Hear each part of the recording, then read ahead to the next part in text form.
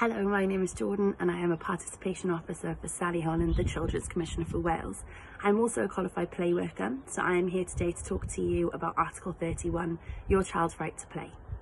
I am seeing some fantastic examples of things that you can do in your house with your child or your child can do on their own, but I am aware that lots of these activities need either some materials beforehand or require quite a lot of space, and I'm aware that not all of us have access to those materials and not all of us have a great deal of space at this moment in time.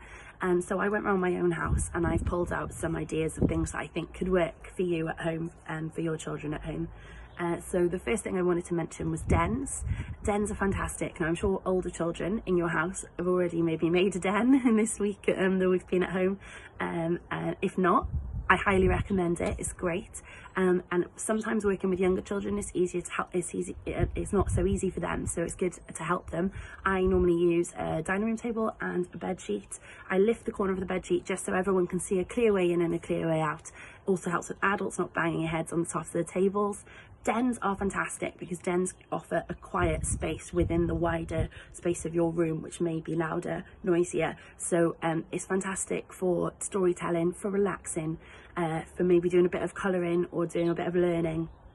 It's also a really fantastic space for imaginary play. So your child will turn that space into rocket ships, castles, spaceships, you name it. The den will become it. So dens is my first recommendation. My second recommendation is puppets and puppet shows. So everyone has odd socks around the house. So you can turn a sock into a sock puppet really simply with just a pen, a felt pen. You can draw some eyes and a smile. If you have access to buttons and needle and thread, you could needle and thread buttons on, or your children could sew some buttons on or decorate the sock puppet. Older children, you could set them the challenge of coming up with a story and a show.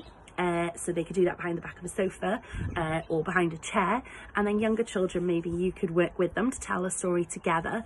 Another great form of puppetry is shadow puppets. So all you need is a blank wall and a torch. A foam torch normally works just as good.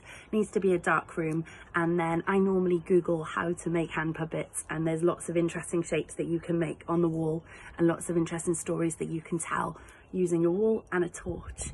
The third thing I wanted to mention was junk modelling. So I'm sure lots of you have recycling waiting to go out. All you'll need is your recycling and some sellotape. Again, for older children, you could set a challenge, ask them to create their dream house or their dream park.